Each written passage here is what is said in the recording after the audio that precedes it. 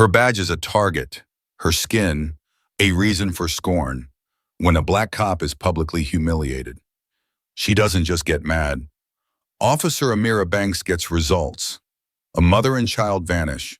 The system fails. She'll tear down walls of silence and expose a truth so brutal. It will shake the city. Justice is coming. The late afternoon sun cast long, distorted shadows across the cracked asphalt of the Oak Haven housing projects, a notorious slice of the city that a succession of mayors had promised to revitalize and then conveniently forgotten. Officer Amira Banks, her uniform crisp despite the inner-city humidity, navigated the patrol car through streets that felt more like a forgotten battlefield than a residential area.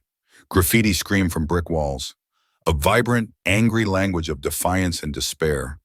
Her calloused hands, veterans of both military service and the unyielding grip of her Sig Sauer, rested lightly on the steering wheel. She was a woman built of purpose, her dark eyes missing nothing, her jaw set with a resolve that had been forged in crucibles far hotter than this sweltering pre-dusk. The dispatch call had been vague, a public disturbance at the corner of Mercer and 12th. It could mean anything from kids with a too-loud sound system to something far more sinister. As she pulled up, the scene that greeted her was depressingly familiar. A knot of people, a tableau of inner-city tension. Two men, one white and red-faced, jabbing a finger, the other black, younger, hands raised in a gesture of frustrated surrender. A small crowd of onlookers, mostly black and brown residents, watched with a mixture of apprehension and weary resignation. Amira stepped out of the car, her presence alone a statement. She was tall, athletic, her braided hair pulled back severely. She didn't swagger, she moved with an economy of motion that spoke of tightly coiled power. "All right, what's going on here?"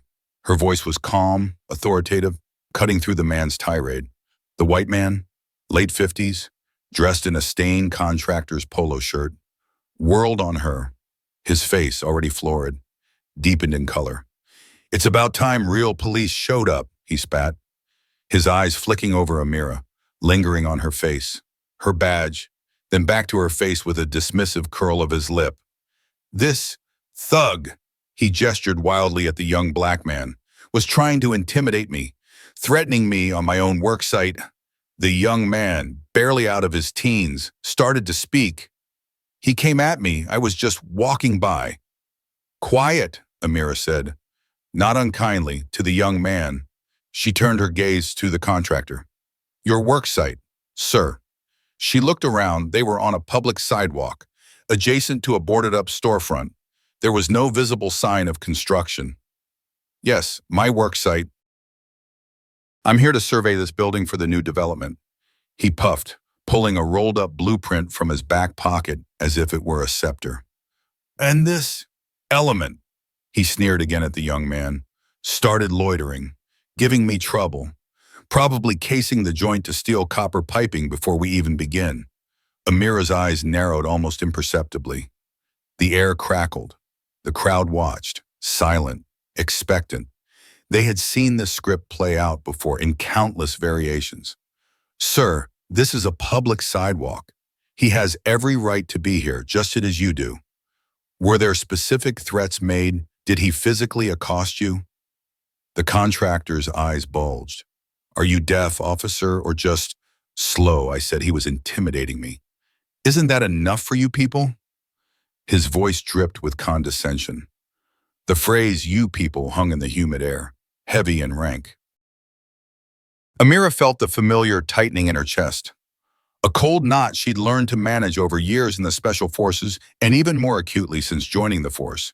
It was the feeling of being simultaneously a target and an enforcer. A black woman in a blue uniform. A walking contradiction in the eyes of so many. "Sir, I need you to describe the specific actions or words that you perceived as threatening." "Specific actions. He's one of them," the man exploded, his voice rising to a shout. "Look at him. Hood up, baggy pants. What more do you need? Are you going to protect law-abiding citizens? Or are you on their side?" He jabbed a finger, not at the young man this time, but directly at Amira's chest, dangerously close to her badge. I bet you live around here. Don't you? Probably a cousin. The insult, so blatant, so steeped in racial venom, struck Amira with the force of a physical blow, despite her preparedness. It wasn't just the words, it was the public nature of it, the way he sought to strip her of her authority, her professionalism, her very identity as an officer, reducing her to a racial caricature in front of the very community she was sworn to serve. The faces in the crowd shifted. Some winced. Others looked down. A few older women murmured, their disapproval a low hum. No one stepped forward. No one spoke up. Not yet. Amira stood rooted, her expression unreadable, a mask of professional composure she had perfected. Inside, a familiar storm raged. She could feel the heat rising in her neck, the urge to respond with the same raw aggression she was facing. But she wouldn't. That was what he wanted. That was the trap. Sir, she said, her voice dropping, each word precise and cold as chipped ice. You will remove your finger from my personal space, and you will address me as Officer Banks or Officer. My ethnicity, my supposed residence, or my familial connections are not relevant to this situation. You are making baseless accusations, and your language is inflammatory and offensive. The contractor, momentarily taken aback by her steel, actually faltered. He hadn't expected such direct, unwavering confrontation, not from her. He'd expected her to be cowed or to overreact, validating his bigotry. Now, officer, he said, a greasy, placating smile trying to form on his lips, but his eyes still held malice. Don't get your uniform in a twist. I just want this situation handled. He was clearly up to no good. And I will handle it, Amira stated, turning slightly to address the young black man, whose initial fear was now mixed with a dawning look of respect for Amira. What's your name, son? And tell me what happened from your perspective. As the young man, David, began to recount how the contractor had started shouting at him for simply walking past, accusing him of trespassing on a non-existent worksite. Amira was acutely aware of the contractor fuming silently, radiating hostility. She was also aware of the crowd, their attention now fully on her, on how she was navigating this. This wasn't just a minor dispute anymore. It was a test. Her professionalism, her very right to wear the badge in this skin, was being publicly challenged. She took David's statement, then calmly informed the contractor, Mr. Henderson, that there was no evidence of any crime committed by David. You are free to be on the sidewalk, David, she said. A clear message to Henderson as much as to the young man. Mr. Henderson, I am noting your complaint, but based on what I've observed and heard, there are no grounds for arrest or further action against this young man. I suggest you moderate your tone and behavior when interacting with members of the public. False accusations can have serious consequences. Henderson's face contorted with fury. This is an outrage. I'm a taxpayer. I know my rights. I'll be reporting your insubordination. Officer, whatever your name is, you're clearly biased, protecting your own kind. He spat the words, venomously. Amira met his gaze, unflinching. Officer Amira Banks, she stated clearly, her hand instinctively going to the body camera on her chest, ensuring it was active and recording. And my badge number is 724. Feel free to file any report you deem necessary. Sir, all my interactions are recorded. The mention of the camera seemed to give Henderson a moment's pause, a flicker of something other than righteous anger in his eyes. He scoffed, trying to regain his bluster. We'll see about this. We'll just see. He turned and stomped away, muttering about incompetence and affirmative action hires. Mira watched him go, then turned back to David, who was still standing there, looking shaken but also relieved. You okay? David nodded. Yeah, thanks. Officer, he was crazy. Just be careful, all right, Amira said. She then addressed the dispersing crowd, her voice carrying, if anyone witnesses harassment or feels threatened, call us. Don't escalate. Just call. As she walked back to her patrol car, the weight of the encounter settled upon her, and it wasn't the first time her authority had been questioned, her presence challenged, her identity reduced to her skin color by someone hiding their prejudice behind a veneer of civic concern. But each time felt like a fresh abrasion on an old wound. The humiliation wasn't in the racist words themselves, they were predictable, pathetic. The humiliation was in the public spectacle, in the momentary vulnerability, in the knowledge that some onlookers might internalize the aggressor's narrative, and in the unspoken burden of having to constantly prove her worth, her legitimacy. In a way her white colleagues rarely had to. The badge felt heavier on days like this. The blue of her uniform, a stark contrast to the black skin it was meant to equally protect and represent. This incident, while managed, was another layer of fuel to a fire that burned deep within her. A fire for a justice that was truly blind, not just selectively sighted. The digital clock in her patrol car glowed 1847. The encounter with Henderson replayed in Amira's mind, not as a singular event, but as another drop in an already overflowing well of similar aggressions. It wasn't the overt racism that burrowed deepest. That was predictable, almost banal in its ugliness. It was the casual assumption of her complicity or inferiority, the expectation that she, a black woman, would either fold under pressure or erupt in a way that confirmed their biases. It was the wearying knowledge that her badge, meant to be a symbol of impartial authority, was so often filtered, distorted, or outright negated by the color of her skin. She drove, not towards the precinct, but through the darkening veins of the city, the neon signs of liquor stores and late-night bodegas casting fleeting, lurid colors across her stoic face. This was her ritual after particularly grating encounters, a way to let the immediate adrenaline subside, to recalibrate her internal compass. The city's pulse, its raw, unvarnished life, was a strange comfort. It reminded her of what she was fighting for, and why the fight was so damn hard. Her composure, the icy calm she presented to men like Henderson, wasn't innate. It was a shield, forged in fire, hammered into shape by experiences that had left invisible scars. One, in particular, always returned to her in moments like this, a ghost from her early days on the force, a raw lesson in the brutal mechanics of systemic power. She had been a rookie then, barely 6 months out of the academy, still wearing the unearned shine on her badge and carrying a belief in the system that now seemed tragically naive. Her name was Amira Banks, but she was Officer Banks. PPO, probationary police officer, a title that underscored her tenuous position. She'd been assigned to the 33rd Precinct, a notoriously rough district with a reputation for old-school policing. Her training officer was a man named Miller, beefy, jaded, with eyes that seemed to have seen too much and cared too little. The call had been for a suspected break-in at a warehouse on the industrial fringe of the district. They arrived to find 2 other units already there, senior officers, a clique known for their aggressive tactics and their disdain for rookies, especially rookies like Amira, who didn't fit their traditional mold. They had a kid in cuffs, a skinny Latino boy named Marcus, no older than 16. He was terrified, tears cutting clean tracks through the grime on his face. He swore he'd just been looking for a place to sleep, that the warehouse door was already open. The senior officers, Rourke and Donovan, were laughing, a harsh, dismissive sound.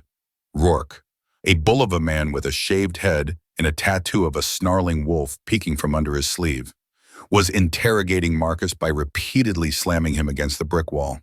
Donovan, leaner but with a cruel twist to his mouth, was rifling through the boy's pockets, tossing a few meager belongings onto the ground, a broken lighter, a crumpled dollar bill, a small, worn photo of a smiling girl. "Found the loot," Donovan Rourke sneered, giving Marcus another shove.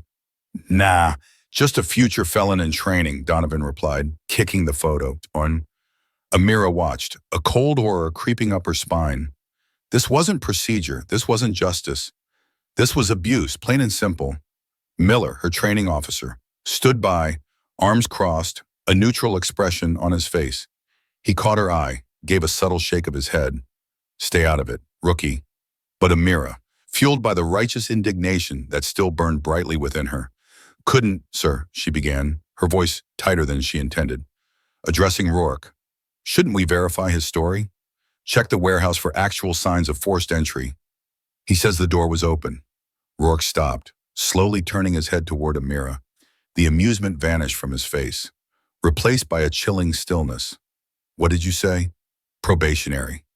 His voice was dangerously soft. The other officers went quiet. Even Marcus, sensing a shift in the dynamics, stopped struggling. I just think we should follow procedure.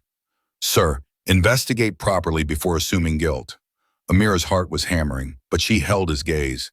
She had seen the fear in Marcus's eyes, and it resonated with a deep, protective instinct. Rourke took a step toward her, invading her space.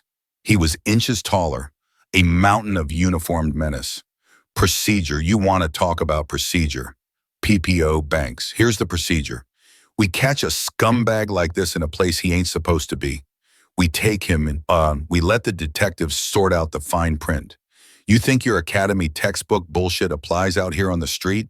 But there's no evidence he broke in, Amira persisted, her voice shaking slightly now, but firm. If the door was open, he might just be trespassing. That's different from B&E. Donovan snorted. Listen to her, little lawyer in blue. You his sister or something. Banks, the racial undertone, though not as direct as Henderson's, was unmistakable. Before Amira could respond, Rourke leaned in closer, his voice a low growl. You're new here. Banks, you don't know how things work. You keep your mouth shut. You learn. You start questioning senior officers. You start making waves.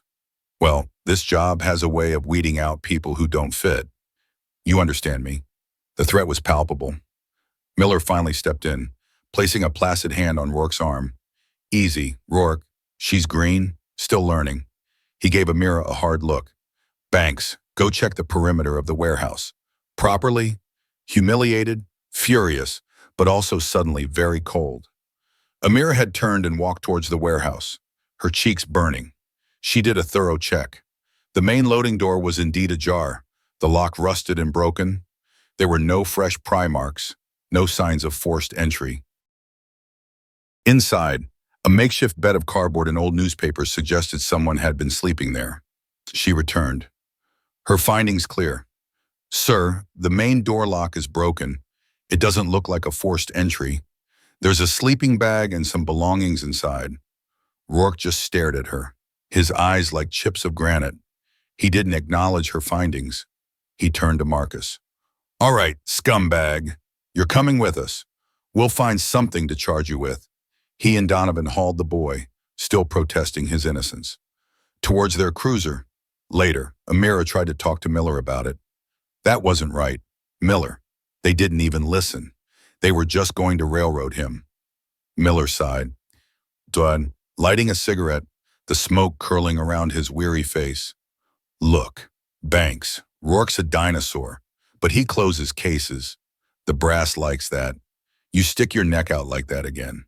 For a street kid nobody cares about. And you'll be the one getting railroaded. You want to make a difference, you got to survive first. Pick your battles. This ain't one of them. Amira did file a report, a meticulously detailed account of what she'd witnessed, what she'd found.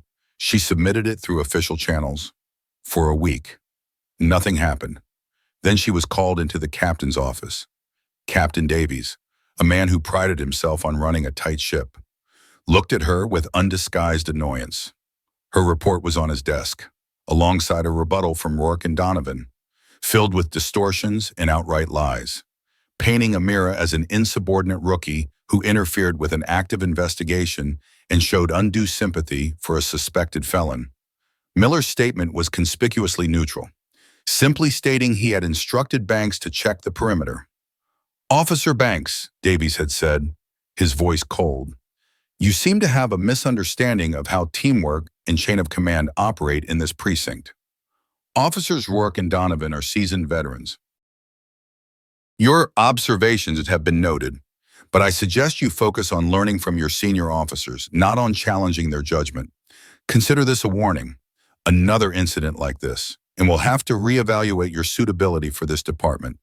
Marcus, she later found out, was charged with possession of burglary tools, a screwdriver found near the warehouse, which couldn't be definitively linked to him, and spent 3 months in juvenile detention before the charges were eventually dropped for lack of evidence. His life, already precarious, was further derailed. The injustice of it, the blatant cover-up, the casual cruelty, and her own powerlessness in the face of it, had seared itself into Amira's soul. It wasn't that she learned to stay silent.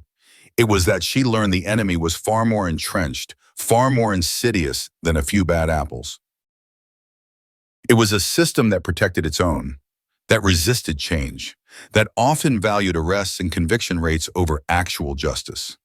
She learned that passion, without power and strategy, was just a quick way to burn out or be pushed out.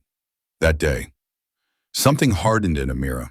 Her idealism didn't die, but it grew a protective shell of pragmatism. She realized she needed more than just courage. She needed to be smarter, stronger, more meticulous. She started focusing on evidence, on procedure used correctly, on building an undeniable case when she did choose to fight. She honed her physical skills, not just for defense, but to project an unshakable confidence. She learned to control her outward reactions, to observe, to gather, to wait for the opportune moment to strike, not with impulsive anger, but with irrefutable facts and decisive action. The body camera became her silent, impartial witness. The encounter with Henderson earlier was a small sting compared to the deep wound of Marcus's case and the chilling realization of the blue wall of silence. But it was a reminder that the fight was constant, on big stages and small, and that she had to endure the 1,000 small cuts, the daily aggressions, to be ready for the battles that truly mattered, the ones where she could, perhaps, finally make the system bend towards the justice it proclaimed to uphold. The memory of Marcus and the cynical dismissal by her superiors was why Amira Banks was who she was today, a warrior with a badge, patient in her vigilance, but utterly ruthless when the line was crossed. The Henderson incident, as Amira had anticipated, did not simply fade away.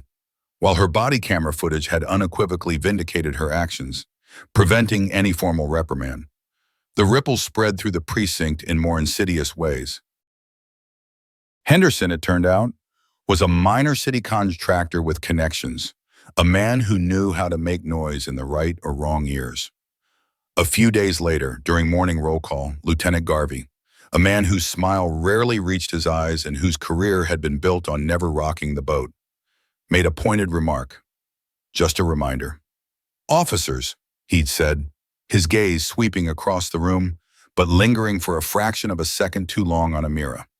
Community policing means de-escalation and ensuring all citizens feel respected, even when they're agitated. We don't want complaints tying up resources, do we? There was no direct accusation, nothing Amira could formally challenge, but the implication was clear. She was, in his eyes, a potential source of complaints. Her patrol assignments shifted subtly. She found herself disproportionately assigned to traffic duty in quiet sectors or saddled with a backlog of cold. Minor property crime reports that had been gathering dust, tedious, unproductive work. Her requests for specific patrol routes in known trouble spots, areas where she had cultivated informants and felt she could make a tangible difference, were often denied with vague excuses about resource allocation or strategic deployment. It was death by 1,000 paper cuts, a classic bureaucratic squeeze designed to frustrate and marginalize without leaving actionable fingerprints. Amira recognized the pattern.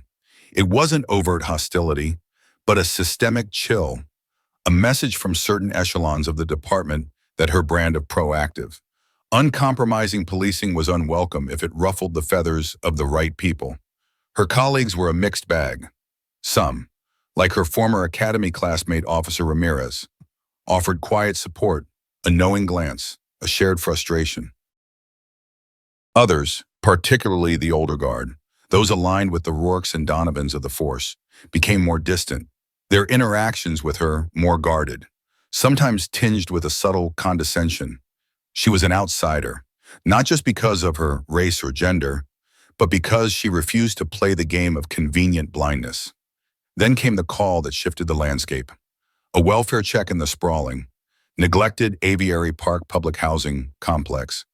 The initial report was thin a woman, Ms. Alina Reyes, hadn't been seen by her neighbors for 3 days. Not unusual in a transient community, perhaps. But one neighbor, an elderly woman named Mrs. Rodriguez, had a bad feeling. Amira, partnered that day with a young, somewhat timid officer named Chen, responded. The apartment was on the 5th floor of a grim, concrete tower block, the air in the stairwell thick with the smell of stale cooking oil and despair. They knocked. No answer, Mrs. Rodriguez, her face a roadmap of worry, hovered nearby. She's a good woman.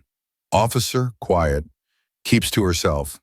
But her little boy, Mateo, he's always playing outside. I haven't seen him either. A child involved. That elevated everything. Amira's internal alarms, already finely tuned, sharpened, following protocol, after repeated unanswered knocks and calls. They had the building superintendent unlock the door. The small apartment was eerily neat, almost unnervingly so.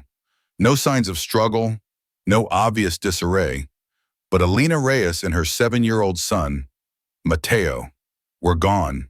A half-eaten bowl of cereal sat on the kitchen table. Milk long soured. A child's drawing of a superhero, taped to the refrigerator, seemed to watch them with wetty, innocent eyes.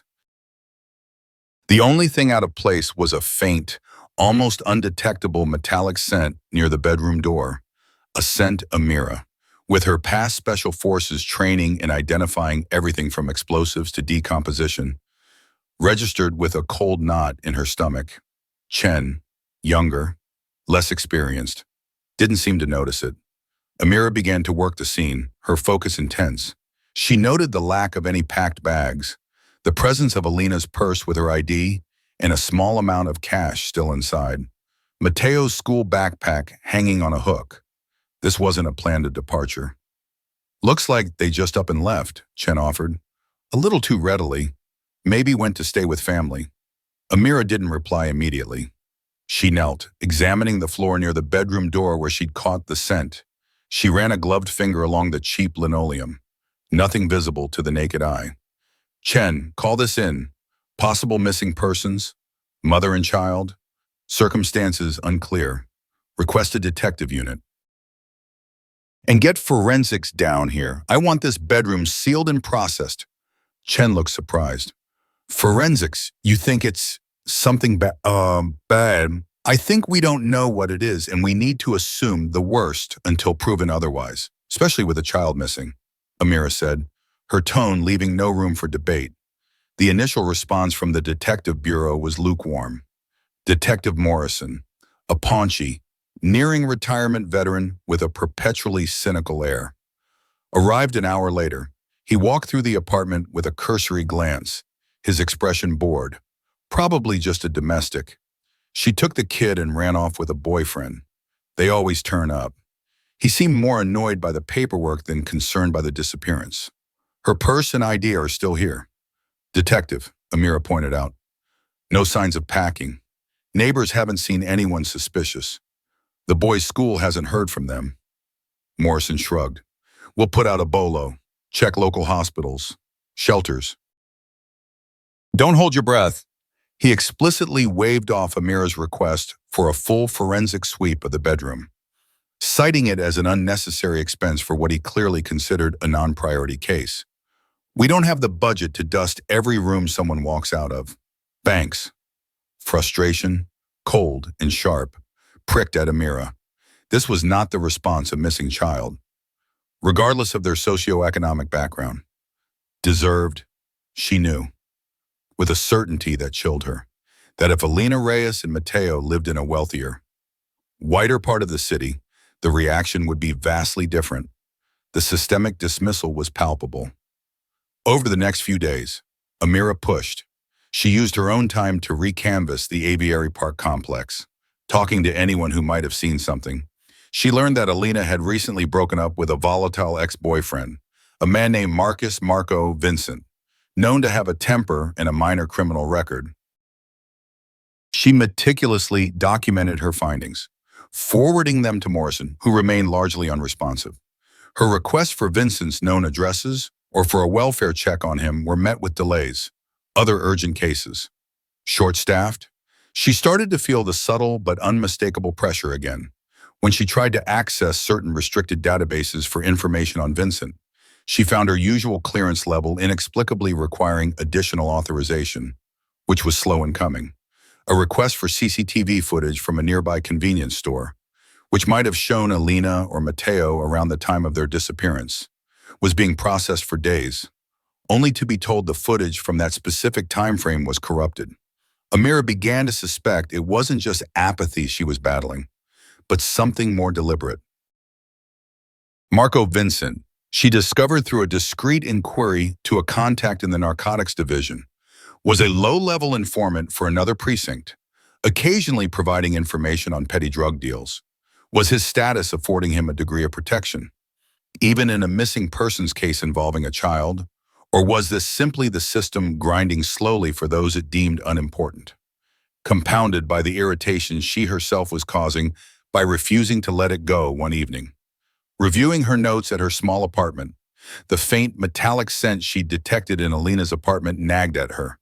Morrison had dismissed it. Chen hadn't even noticed.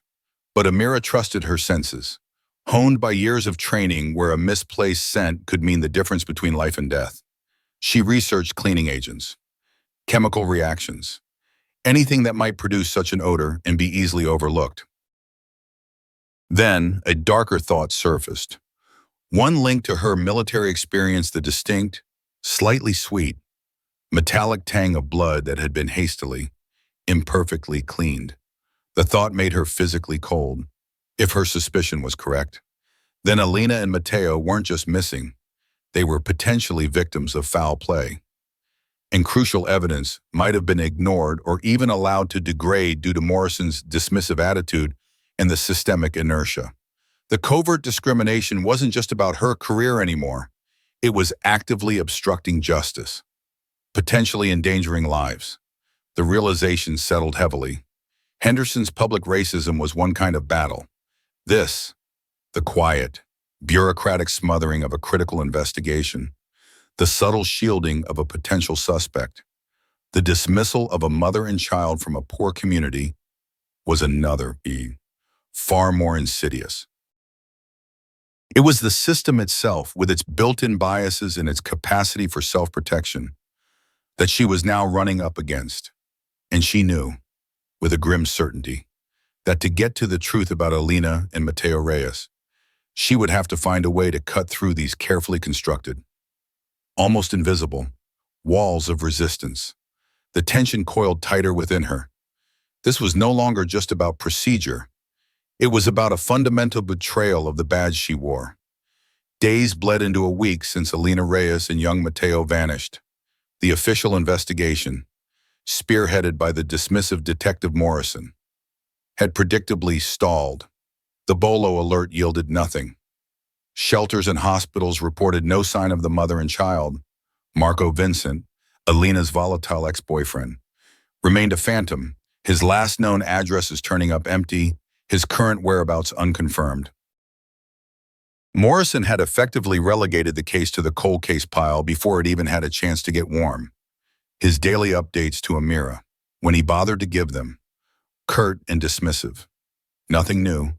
Banks, like I said, they'll turn up, or they won't. Amira's frustration simmered, a dangerous heat beneath her usually cool exterior. The subtle obstructions continued her access to certain departmental resources remained sluggish, and she felt the chill from colleagues who saw her persistence as troublemaking. The image of the half-eaten cereal, Matteo's drawing, and the memory of that faint, metallic scent in Alina's apartment became a constant, gnawing presence. It wasn't just a missing persons case anymore. It was a testament to a system that seemed pre-programmed to fail those on the margins. She knew that going through official channels with Morrison at the helm was a dead end.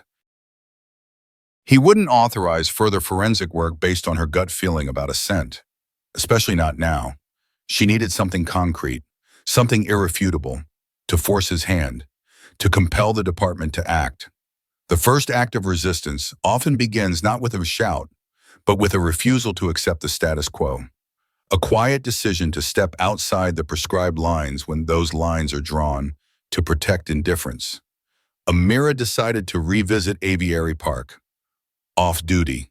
She couldn't shake the feeling that the answer, or at least a clue, lay within that neglected complex, overlooked by the official. Cursory investigation. She parked her private vehicle a block away, blending in with the late afternoon foot traffic.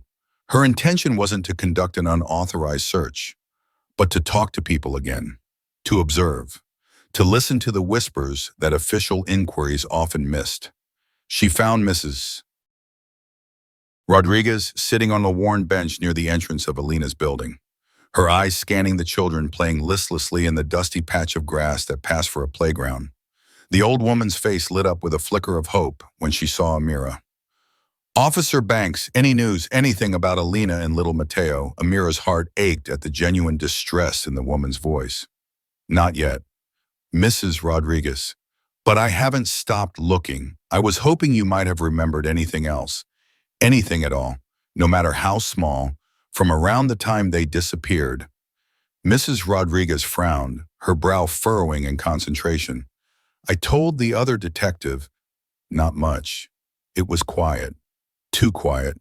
She paused, then in her eyes, clouded with age but still sharp, focused on something distant. "There was the trash." "Yes, the trash." Amira leaned in.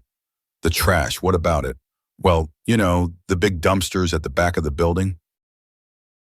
They're usually overflowing by Tuesday evening. Before the Wednesday morning pickup, people just pile things next to them, buena. But that Tuesday, after Alina and Mateo would have been gone, I remember thinking it was strange. Someone had put out several large, heavy-duty black contractor bags. Very neat, tied tightly, not like the usual household mess. And they weren't there Monday night when I took out my own garbage. Amira's senses went on high alert. "Did you see who put them there?" Mrs. Rodriguez shook her head sadly. "No, dear. My eyesight isn't what it used to be for distances. And it was getting dark. But it struck me as odd because they were so deliberate. And there were so many. Maybe 3 or 4. Heavy-looking. Did you mention this to Detective Morrison?" Amira asked. Already knowing the likely answer, "I tried. He seemed busy.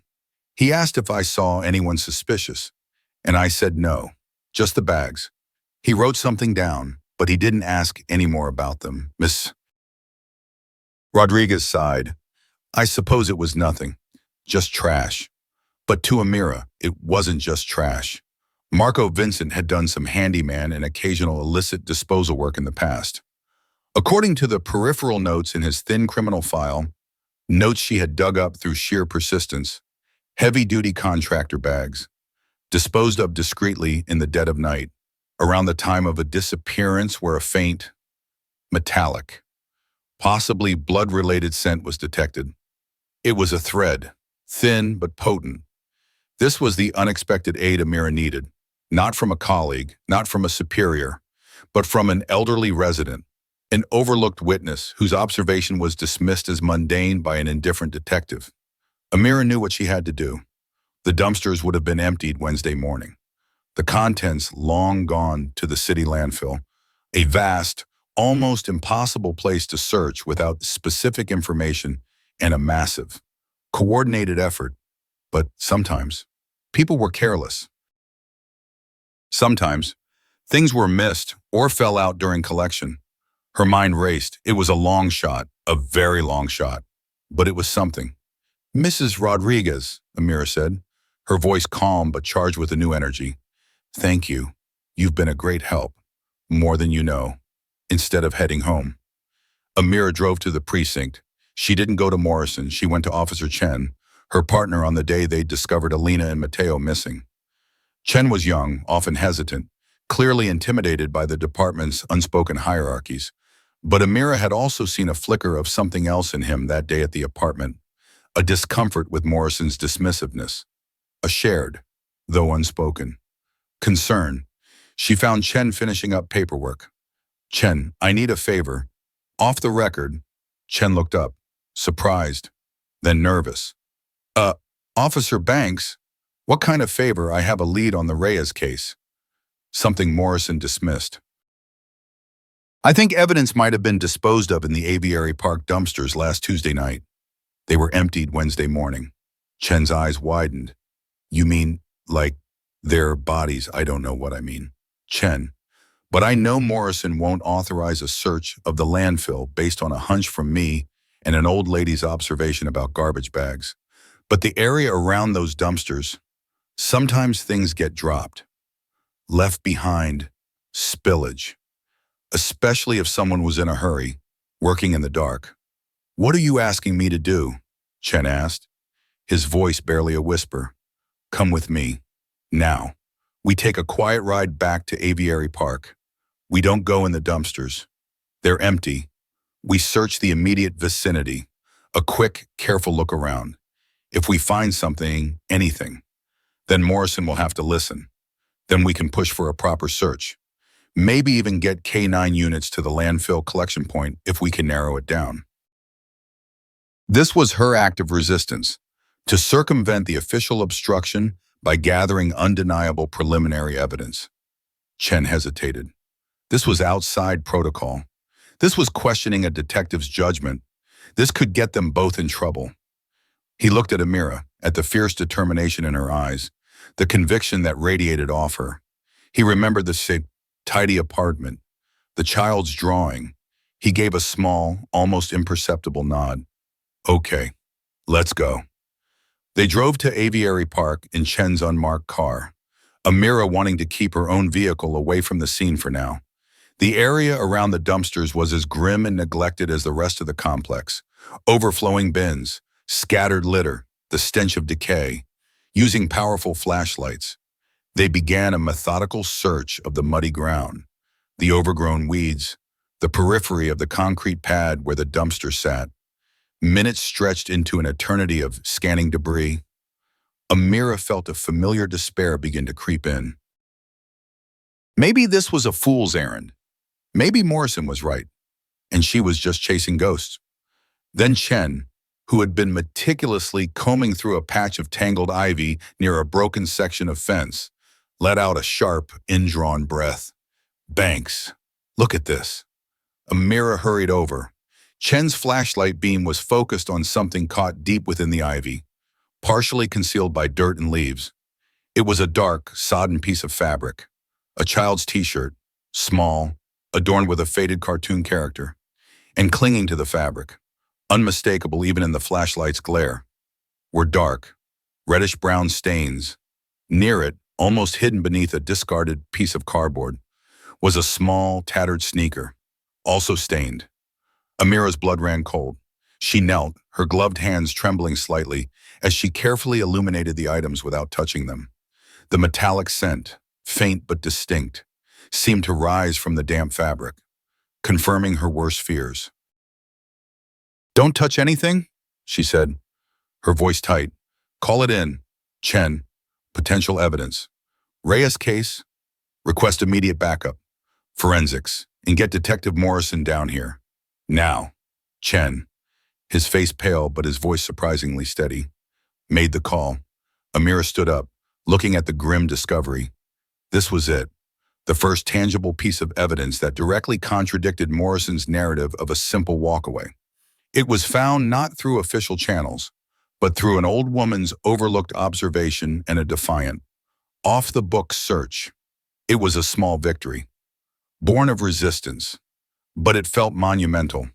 The fight for Alina and Mateo Reyes had just taken a critical, undeniable turn. The ground had shifted, and the pressure was no longer just on her. It was about to land squarely back on the department. The flashing blue and red lights of the newly arrived patrol cars sliced through the deepening twilight of Aviary Park, painting grotesque, dancing shadows on the grimy brick walls of the housing complex. Uniformed officers were establishing a preliminary cordon around the patch of ivy where Chen had made the discovery. Their movements efficient, their faces grim. Residents, drawn by the sudden influx of police activity, gathered at a respectful distance, their hushed murmurs a somber chorus against the crackle of police radios. Mrs. Rodriguez stood among them, her frail hand clutching her chest, her eyes wide with a mixture of fear and dawning. Terrible understanding. Detective Morrison finally arrived, his unmarked sedan screeching to a halt with more haste than finesse. He slammed the car door, his face a mask of thunderous annoyance. He strode toward the scene, his eyes scanning for Amira. Banks Chen? What in God's name is this circus? I get a call about potential evidence? I told you this case was a slow burn. Not a five-alarm fire. Amira met him near the edge of the newly taped-off area. Chen stood beside her, looking pale but resolute. Detective Morrison, Amira began, her voice devoid of any tremor, utterly level. Officer Chen and I were conducting a follow-up canvass in the immediate vicinity of the Reyes apartment, based on new information. She didn't elaborate on the off-the-record nature of their search. The evidence would speak for itself. New information, Morrison scoffed, his eyes narrowing dangerously at Amira. What new information could you possibly have that my detectives missed? You've been told to let my team handle this. A witness recalled seeing unusual disposal of heavy contractor bags near these dumpsters around the time of the disappearance.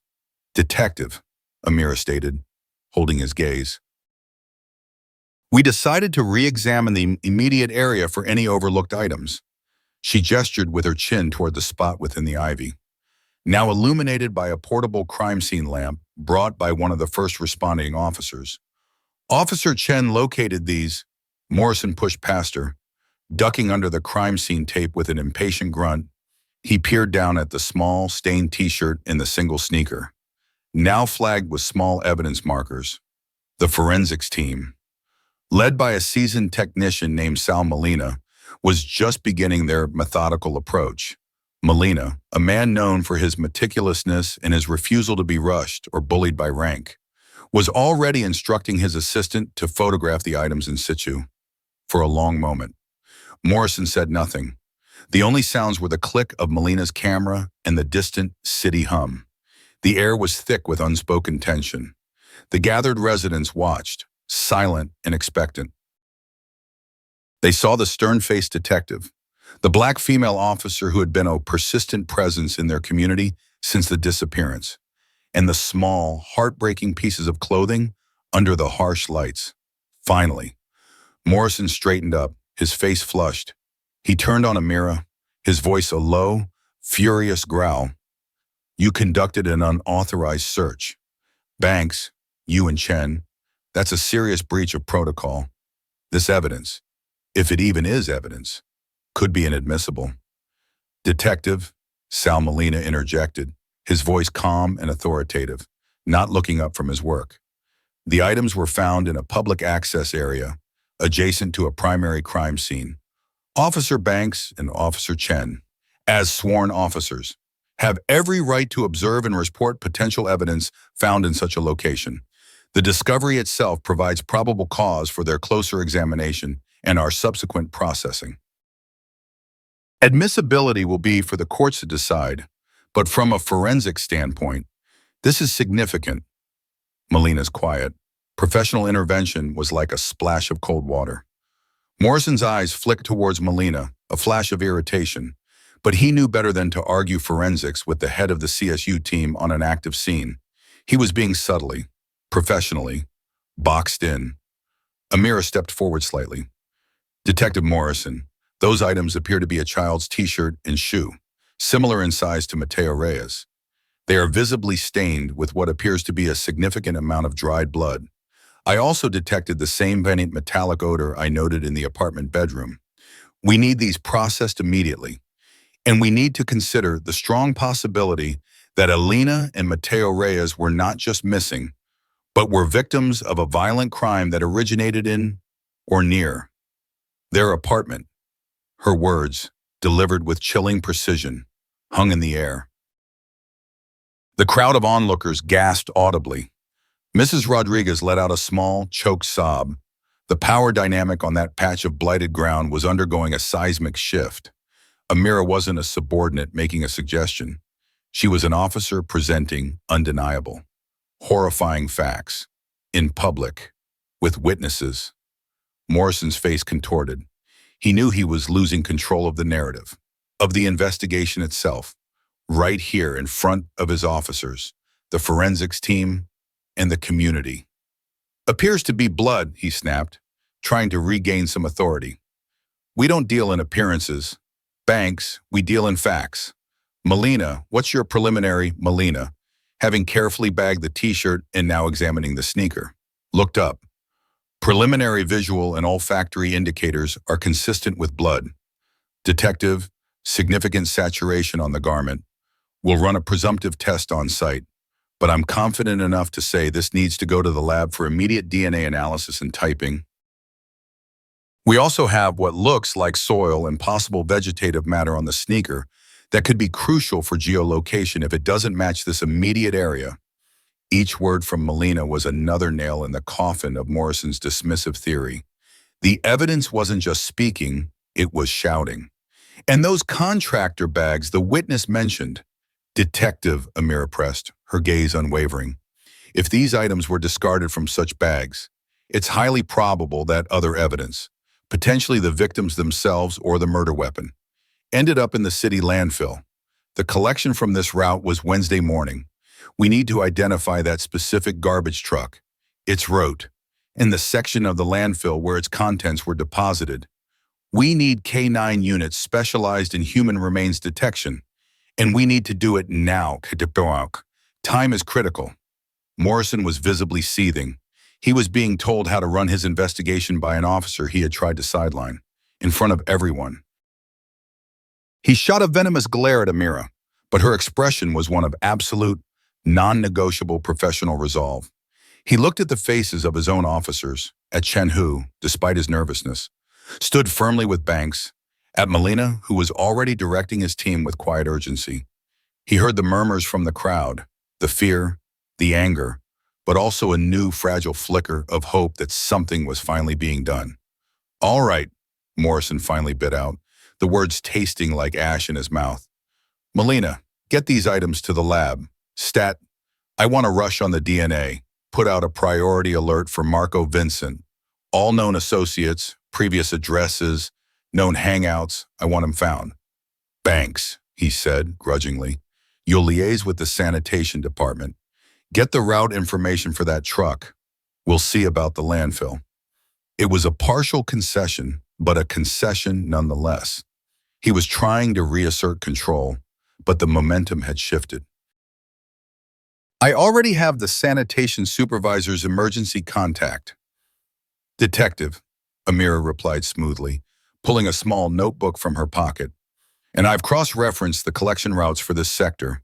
Truck 407, its GPS data should give us a precise dump location at the North Sector landfill." Morrison's jaw tightened. She was not just one step ahead. She was miles down the road he had refused to travel. The public confrontation had irrevocably flipped the power dynamic. The undeniable evidence, brought to light by Amira's persistence and an old woman's disregarded observation, had forced the hand of a resistant system as the forensics team carefully packed the grim discoveries. Amira saw Mrs. Rodriguez being comforted by another neighbor. The old woman looked across at Amira, her eyes filled with tears, but she gave a slow, deliberate nod. It was a small gesture, but it spoke volumes. In that moment, Amira wasn't just Officer Banks, she was a beacon, however faint, in a community long accustomed to being overlooked. The investigation into the disappearance of Alina and Mateo Reyes was no longer a low-priority file-gathering dust.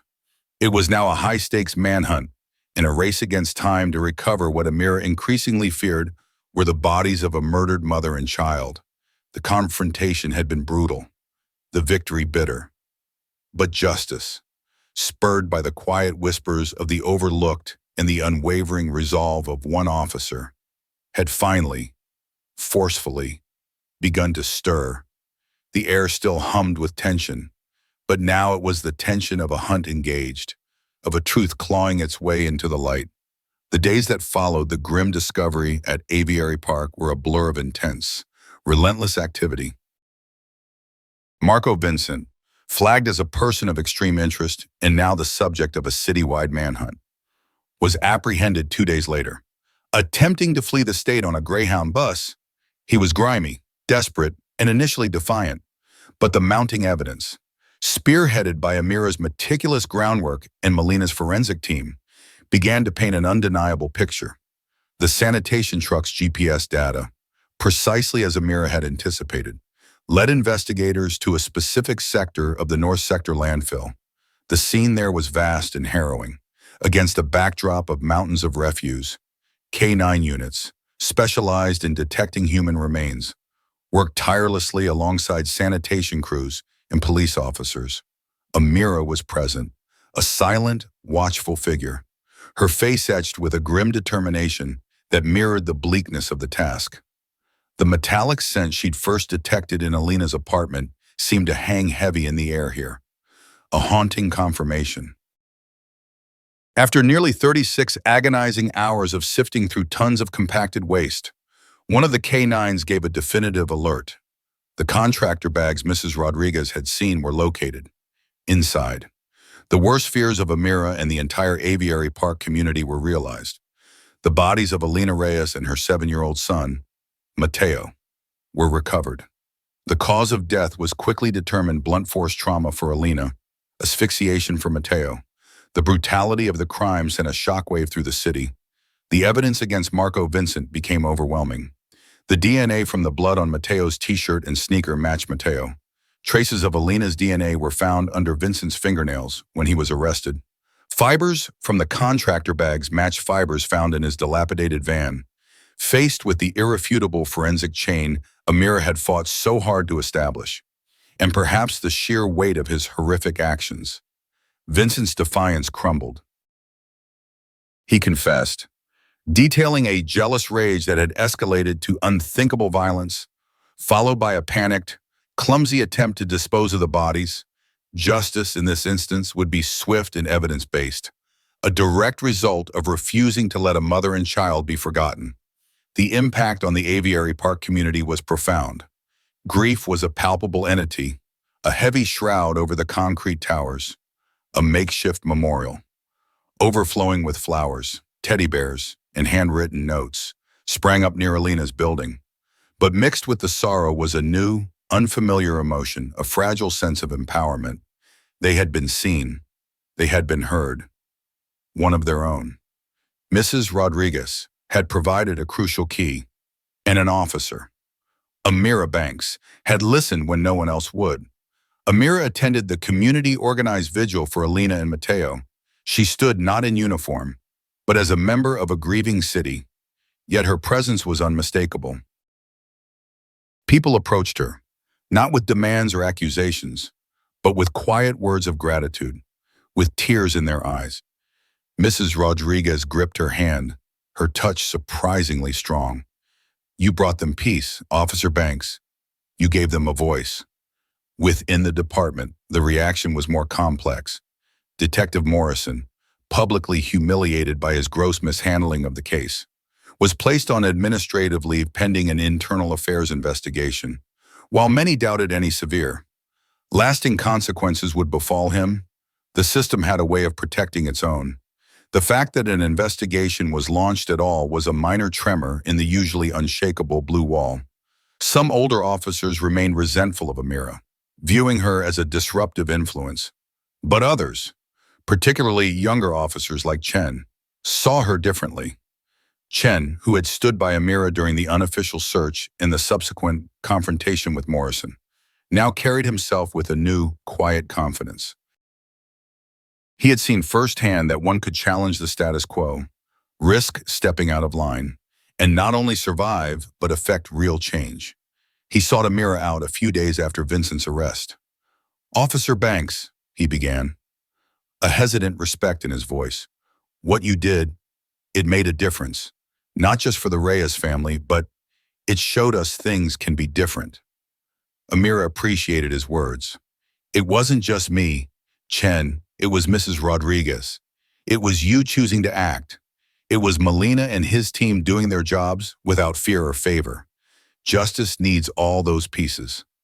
The Henderson incident, which had seemed like just another ugly encounter, had, in its own way, primed Amira for the Reyes case. Henderson's public, racist challenge to her authority had solidified her resolve not to be cowed, not to be dismissed. It had reinforced her understanding that prejudice and systemic indifference were intertwined, often feeding off each other. The fight against one was, invariably, a fight against the both. Amira Banks didn't suddenly become a celebrated hero.